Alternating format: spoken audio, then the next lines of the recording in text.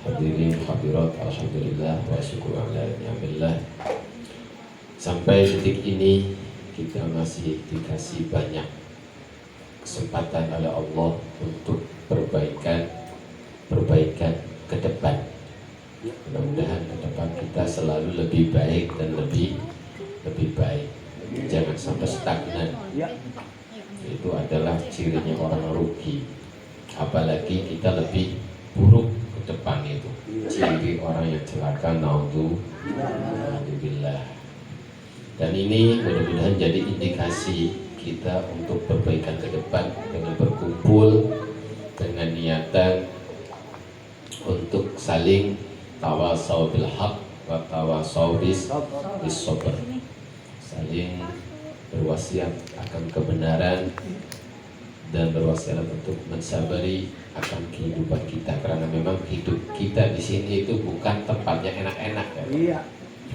Bukan tempatnya enak-enak, tapi kita tempat kerja, yang mana tempat kerja itu nanti bayarannya nanti di akhirat kehidupan yang ke depan. Kita menganggap ini kehidupan sekali, wah naudzubillah. Kita cari kesenangan di dunia ini, itu apa? Itu malaikat itu tersenyum saja. Ini manusia hidup di dunia kok pengen cari enak, cari tenang, bukan tempatnya. Iya. Bukan tempatnya. Sebab dunia itu adalah yaumul darul amal dunal hisab. Nanti di akhirat darul hisab dunal amal. Ini daerah negeri kerja kita itu, tanpa ada hisaban. Nanti di akhirat dihisab tanpa ada kerja. Ya sebelum kita sebelum dihisab kan kerja aja yang semangat gitu tuh. Kerja yang semangat. Ya, mudah-mudahan kita semua bisa memahami. Hadirin rahimakumullah. Ini suratnya surat Ar-Ra'aita. Surat Ar-Ra'aita itu namanya surat apa itu kalau dalam depak gitu? Al-Ma'un. Surat Al-Ma'un, atau surat yang menjelaskan tentang orang-orang yang mendustakan agama. Orang yang mendustakan agama. Nanti tinggal kita sendiri introspeksi, kita sendiri adakah di dalam diri kita itu sifat seperti itu? Kalau umpamanya tidak ada, alhamdulillah, berarti kita bukan seorang pendusta agama. Kalau ada yang dirubah ya, jangan ada malah dipupuk. Waduh, ini mah repot. Jangan dipelihara gitu, jangan diopenin. Nanti berkembang. Kita jangan berpikir pendusta agama berarti orang beragama tidak seperti itu. Justru kadang-kadang kita kan mayoritas ya. Di Indonesia itu mayoritas. Tapi pengamal agama itu tidak ada 10%-nya itu. Penelitian itu. Mayoritas tapi pengamal agama itu tidak ada 10%-nya. Makanya jadi obok-obok terus tuh orang Islam tuh orang Islam tuh ya, cuma itunya aja, labelnya saja Islam, tapi perilakunya tidak Islam gitu, tidak Islam. Ya cirinya gitu. Kita supaya tidak dimasukkan ke dalam penistaan agama, mari kita bareng-bareng untuk mengkaji tentang surat Al-Ma'un. Bismillahirrahmanirrahim. Ara'aital ladzi yukadzibu bid-din fadzalikal ladzi yad'ul yatim wa la yahuddu 'ala ta'amil miskin fawailul lil musallin alladzina hum an shalatihim sahun alladzina hum yura'una wa yamna'una. Ciri indikasi pendusta agama yang dalam tafsirnya itu adalah orang yang mampu beragama secara lisan, tapi secara batin penuh dengan kemunafikan. Kemunafikan. Ara'aital ladzi yukadzibu bid-din. Apakah engkau itu melihat orang pendusta agama? Yukadzibu bid-din, alladzi yukadzibu bid-din. Yaitu apa? Alladzi yad'ul yatim. Mereka yang suka menghandrik anak yatim, membentak anak yatim, menjewer anak yatim, tidak ada belas kasihan di dalam dirinya. Terlepas dari anak yatim itu lagi bandel, biasanya godaannya kita anak yatim itu bandelnya minta ampun gitu, bikin kesel, bikin apa, itu ujian agama kita. Betul. Ujian agama kita itu suka, artinya tidak mempedulikan anak yatim, suka membentak anak yatim. Tu'amil wala yakhuddu ala tu'amil miskin, dan juga tidak menghimbau, tidak menganjurkan untuk memberi makan orang-orang miskin. Ada tetangga kita dalam perjalanan melihat ada orang tidak makan, biarkan, tidak peduli. Nah, itu pendusta agama itu. Pendusta agama. Bukan cuma orang yang tetangga kita itu bukan berarti dia mah bukan agama kita, non muslim, biarin saja mati juga. Lah ya itu termasuk pendusta. Terlepas dari tetangga kita atau non muslim, selama dia tetangga kita dan tidak memusuhi kita, ya udah, kita dia punya hak atas kita untuk kita muliakan. Ya, banyak lah, tetangga itu ada hak punya 3, ada hak punya 2, ada hak punya hak 1. Nah, muslim punya hak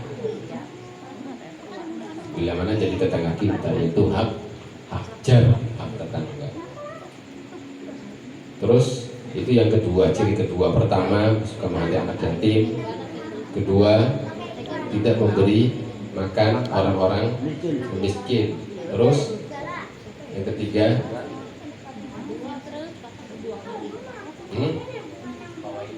fawailul lil musallin alladzina hum an sholatihim sahun. Yang ketiga itu apa? Kalau sholat itu suka lupa. Ciri pendusta agama itu, kalau sholat suka lupa bahwa dia lagi menghadap Allah, lupa bahwa dia lagi interaksi dengan Allah, lagi dengan interaksi dengan Nabi, suka lupa. Itu udah pendusta agama itu. Alladzina sholatihim sahun alladzina hum yurauna. Dan yang keempat, kalau melakukan amal baik itu pamer, suka pamer, pengen dilihat. Ria. Iya, ria. Kalau tidak dilihat nggak beramal. Kalau ada yang lihat baru beramal gitu. Kalau ada yang lihat baru beramal, tidak dilihat udahlah, nanti aja kalau ada orang gitu tuh, nanti sedekah. Kalau sedekah minta diumumkan, harus diumumkan, wajib gitu. Pokoknya suka dilihat, suka pamer. Itu ciri pendusta agama yang keempat. Yang kelima, wayamnaunal maun, diminta atau dipinjam hal-hal yang sepele, itu tidak suka membantu memberikan. Umpamanya, aduh saya tetangga punya mau punya pacul, tetangga mau pinjam pacul nggak bisa, mau pinjam pisau nggak bisa, nggak ada alasan, itu tidak saling membantu hal-hal yang sepele. Nah, itu ciri 5 pendusta agama. Mudah-mudahan kita jangan sampai ada itu. Lah, berarti di sini jelas kalau dilihat dari 5-5-nya itu yang 3 ada berhubungannya dengan manusia itu. Yang 4 ya, yang 4, 1 anak yatim, miskin, terus yang keempat sukaria, gitu tuh. Terus yang kelima, tidak saling membantu hal-hal yang sepele. Itu yang hubungannya lalu dengan Allah berupa sholat dari 5 itu. Lah, pendusta itu yang sifatnya prinsipil itu, yang 5 itu. Jadi kita manusia itu mesti kita itu baik dengan Allah, juga baik dengan sesama manusia. Iya. Sebab kita bagaimanapun kita itu makhluk sosial, masuk sosial, yang itu harus berbaik. Makanya selama kita hidup di dunia ini harus tahu kapasitas diri kita. Kalau tidak tahu kapasitas diri kita, wah repot. Nanti bagaimana kita beramal yang terbaik untuk diri kita itu? Orang kaya raya umpamanya gitu tuh. Amal yang terbaiknya apa?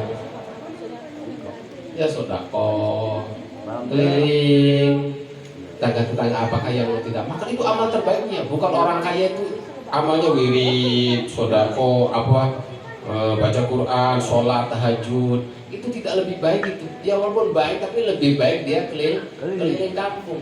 Adakah orang yang belum makan? Itu amalan terbaiknya. Orang kaya wiridan kurang baik itu. Orang kaya sholat aja, baca Quran terus, nggak pernah sedekah mah. Orang tidak paham dengan amal dirinya. Kita lebih baik seperti itu. Atau jadi lurah. Jadi lurah apa? Subuh baca Quran 5 juz, duha. Di kantornya mah rakyat nunggu. Mana lurah itu lagi apa? Lagi wirid katanya. Enggak, itu bukan lurah soleh yang seperti itu tuh. Lurah yang dolim. Iya. Walaupun dia itu lagi wirid, lagi baca Quran, lagi duha, tapi rakyatnya di kantor nunggu. Itu bukan lurah yang adil, itu lurah yang dolim yang seperti itu. Amalan terbaiknya adalah pagi jam 7 standby di kantor gitu. Jadi dengan dia standby di kantor itu lebih baik daripada baca Quran. Lebih baik baca Quran. Lebih baik daripada baca Quran, lebih baik daripada sholat duha. Lah kita pun seperti itu. Suami istri ya harus tahu lah kapasitasnya ya. Iya. Istri umpamanya. Istri ngobrol dengan suami karena memang suami pengen ngobrol, pengen senda gurau, itu lebih baik daripada baca Quran, lebih baik daripada sholat sunnah. Umpamanya dipanggil, sini saya pengen ngobrol, pengen guruan. Saya mau sholat tahajud, saya mau baca Quran. Ya itu berarti tidak tahu tentang kapasitas dirinya. Justru nemenin ngobrol suami itu lebih baik daripada baca Quran, lebih baik sholat tahajud. Nanti jangan mentang-mentang suaminya kamu tuh lah, jangan ya. Ya pokoknya kamu apa mau tahajud sudah silakan, nanti aja ngobrolnya. Jangan mentang-mentang gitu nantinya. Ya nggak benar. Sampai sewot ya. Iya, jangan sampai sewot gitu. Jadi lebih banyak agama itu memang hubungannya dengan sosial itu. Kerja umpamanya. Kita jadi pelayan. Iya. Jadi karyawan. Kan berarti kan udah dikontrak ya. Iya. Tenaga dan waktu. Lah, kita sholatnya itu mestinya itu cuma sholat wajib saja. Kalau waktu duhur, sholat duhur saja. Udah, gak perlu wiridan, gak perlu sholat qobliyah umpamanya mau wiridan mau qobliyah dia ngomong sama majikannya, majikan saya pengen sholat duhur tapi pengen qobliyah dia dulu ya, minta izin. Qobliyah dia dulu minta izin. Mau wiridan lah paling 5 menit 10 menit. Lah kita kalau tidak seperti itu haram itu. Kita sholat qobliyah dia wiridan. Kecuali kalau sholat fardu wajib, nggak apa-apa. Umpamanya majikan melarang juga kita wajib sholat. Tapi sholat sunnah kita harus minta izin. Nanti umpamanya kita tidak minta izin, dengan kita datang ke toko atau ke kantor dengan sholat sunnah itu lebih baik kita ada di kantor daripada kita ada di masjid tujuannya sholat sunnah. Solusi tujuannya baca Quran gitu. Nah, orang yang seperti itu, umpamanya kita jadi karyawan, mulai jam 7 berangkat, selesai jam 5 umpamanya. Iya. Terus banyak di masjid baca Quran terus. Nah itu termasuk bukan orang soleh ya gitu. Iya.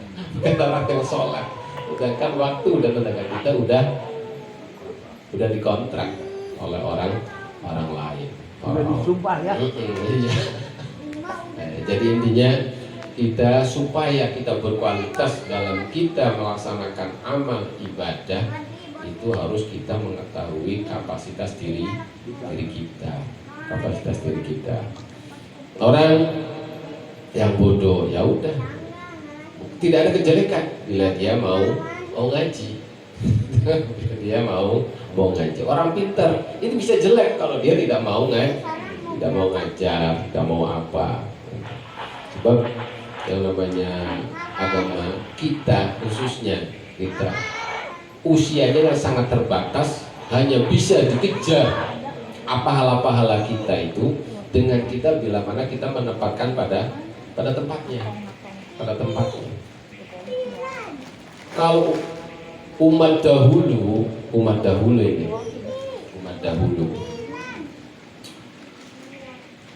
amal itu pahalanya satu, amal baik satu pahalanya satu. Tapi umat Nabi Agung kita Muhammad SAW paling minimal amal satu pahalanya 10, paling minimal itu. Bahkan bisa 70, bisa 7.000, bahkan bisa tidak terhingga. Lah kita kejar itu, kita kejar. Akhir kalau kita bisa mampu mengejar, bisa mengalahkan umat-umat yang terdahulu yang usianya ribuan tahun. Taruhlah umpamanya kita masalah tafakur, merenungi kehidupan, tafakur itu amalnya sangat luar biasa itu. Memerlukan apa coba? Paling kelihatannya kan duduk, diem, kadang-kadang bari nongkrong, bari ngerokok, bari ngopi. Tapi nilainya itu tafakur sa'ah bisa khairu min ibadati sana. Bisa tafakur sa'ah khairu min ibadati sab'u sana. Bisa tafakur sa'ah khairu min ibadati sab'ina sana. Tafakur 1 jam itu bisa lebih baik 1 tahun, ibadah 1 tahun, bisa lebih baik ibadah 7 tahun, bisa lebih baik ibadah 70 tahun. Itu tafakur 1 jam itu. Tafakur 1 jam bisa lebih baik ibadah 1 tahun, bisa lebih baik ibadah 7 tahun, bisa lebih baik ibadah 70 tahun. Lah umpamanya tafakur kita 10 jam, yang mana 1 jamnya lebih baik daripada 70 tahun. Yang 70 tahun itu berarti siang dipakai puasa, malamnya dipakai tahajud. 10 jam 70 tahun berarti berapa itu? 700 tahun kita itu. 700 tahun. Cuma 10 jam lah kita dikejar itu amalan-amalannya gitu. Cuma apa sih tafakur yang lebih baik daripada 1 tahun? Kalau kita tafakur alam semesta, melihat langit, melihat bumi, melihat gunung, melihat laut, akhirnya tambah keyakinan tentang Allah, tambah keyakinan tentang kudrat irodat Allah, penciptaannya, akan tambah yakin tentang kebenaran Al-Quran itu nilainya 1 jam itu lebih baik daripada ibadah 1 tahun. Tapi kalau kita memikirkan alam akhirat, apa alam akhirat itu? Nanti kan di akhirat kita akan mati. Habis mati kita dibangkitkan, di sana ada timbangan, ada hisab, ada siratal mustaqim. Kita mentafakuri, aduh saya itu nanti mati nanti dihisab amal saya. Nanti gimana dihisabnya? Saya akan melewati sirat, katanya sirat itu seperti itu. Nanti ada mizan ditimbang amal, tafakur sampai akhirnya apa? Dia meneteskan air mata. Bagaimana nasib saya di sana? Bagaimana nasib? Itu 1 jam lebih baik daripada ibadah 7 tahun. Bisa nggak kira-kira gitu tuh? kita tafakur sehabis kematian gitu tuh, sampai akhirnya sedih menetes air mata, bagaimana nasib sehabis kematian saya ini, Iya. amal saya begini. Itu 1 jam itu lebih baik daripada ibadah 7 tahun. 7 tahun. Lah, 1 jam lebih baik daripada ibadah 70 tahun apa tafakurnya? Mentafakuri kematian. Saat-saat kematian. Lihat ada orang mati. Saya akan mengalami seperti ini. Iya. Cuma jalan kematian itu ribuan. Dan saya akan lewat jalan mana kematian ini? Lalu bila apakah tertabrak, apakah di kasur, apakah tertimbun, apakah gimana, saya tidak tahu. Dan bagaimana nanti kedatangan, harus memikirkan hal itu. Akhirnya tuh rasa ketakutan sangat luar biasa. Lah itu khairun min ibadati sab'ina sana. Lebih baik daripada ibadah 70 tahun. Pernah nggak gitu? Enggak. Berat. Kalau kita tuh paling yang enak-enak kejar ibadah tuh kualitas itu aja udah. Iya. Itu ngejar gitu. Nah, nantinya nggak selesai ini mah. Udah, ini bahan pada malam ini tentang bagaimana kita jangan sampai jadi pendusta agama. Itu dengan ciri pertama suka mengganti anak yatim, kedua tidak memedulikan tentang nasib makan orang fakir miskin, ketiga suka lalai sholat bisa jadi yang didapatkan bukan pahala tapi justru celaka. Bila mana fi sholatihim an sholatihim sahun. Terus yuraun, dalam kita beramal selalu pengen dilihat oleh orang lain. Tidak cukup amal kita dilihat Allah saja, tidak cukup itu.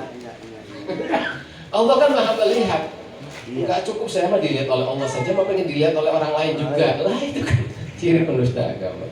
Terus yang ke limanya apa?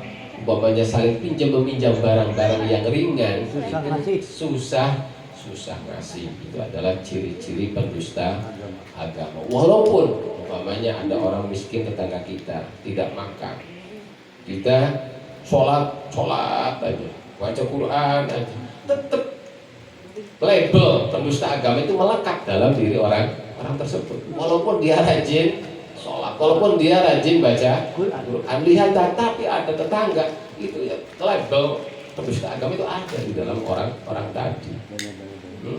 Begitupun kita punya tetangga pinjam ini pinjam itu tidak pernah dikasih. Walaupun kita rajin, amal ibadahnya itu tetap tersemat dalam diri kita. Apa? Alladzi yukadzibu bid-din naudzubillah. Ya, mangga. Itu saja sekedar untuk bahan. Kali perlu harus ditanggapi memang ya, perlu dikoreksi, mangga.